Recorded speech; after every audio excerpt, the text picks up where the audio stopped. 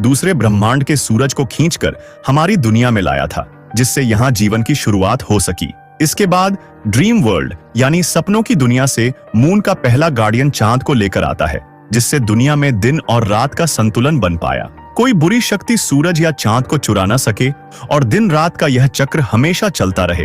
इसके लिए सूरज और चांद दोनों के लिए एक एक गार्डियन चुना जाता है। इनका काम होता है दिन रात के चक्र को बनाए रखना और अपने ग्रह की रक्षा करना। अगले सीन में हम सोहोने को देखते हैं, जो अपने लिए एक जेवलिन बना रहा होता है, क्योंकि वह बहुत जल्द सूरज का नया गार्डियन बनने वाला होता है। हर 350 साल में पुराने गार्डियन अपने शिष्य को नया गार्डियन चुनते थे। इस बात से सोहोने बहुत खुश होता है और टाउन की सभी लड़कियां भी उसकी दीवानी होती हैं।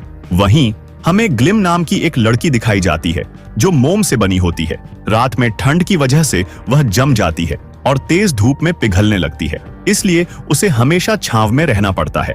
ग्लिम के पिताजी उसे हमेशा समझाते रहते हैं, क्योंकि उसे साइंस और नई चीजों को जानने में बहुत दिलचस्पी होती है। वह दुनिया घूमना चाहती है, लेकिन उसके पिता उसे धूप में जाने से मना करते हैं, क्योंकि अगर ग्लिम सूरज की तेज रोशनी में आ गई तो वह पूरी तरह पिघल सकती है। लेकिन ग्लिम अपने पिता की बातों पर ज्यादा ध्यान नहीं देती। इसके बाद हमें लियोन दिखाया जाता है, जो चांद का नया गार्डियन बनने वाला होता है। वह इस बात से बहुत खुश होता है। अपनी खुशी में वह अपनी शक्तियों का इस्तेमाल करके मून प्लांट्स को चमका रहा होता है। तभी वहां म्यूने अपने छोटे से पालतू जीव के साथ खेलते हुए आ जाता है, जो मून गार्डियन ट्राइब का एक हिस्सा होता है। अचानक म्यूने गलती से लियोन से टकरा जाता है, जिससे लियोन को बहुत गुस्सा आ जाता है।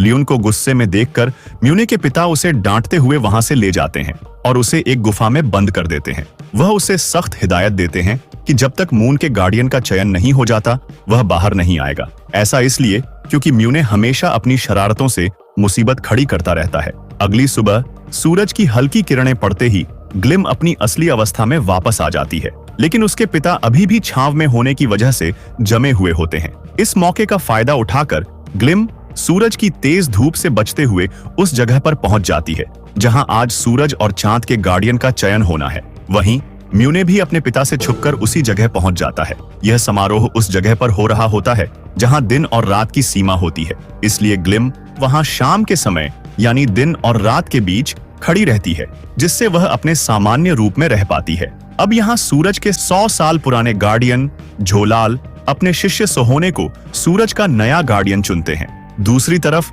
जब चांद के पुराने गार्डियन यूल अपने शिष्य लियोन को चुनने के लिए पवित्र जानवर को भेजते हैं, तो वह लियोन को न चुनकर झाड़ियों में छिपे म्यूने को चुन लेता है। यह देखकर सभी लोग हैरान रह जाते हैं, क्योंकि म्यूने अभी बहुत छोटा होता है और उसके पास चांद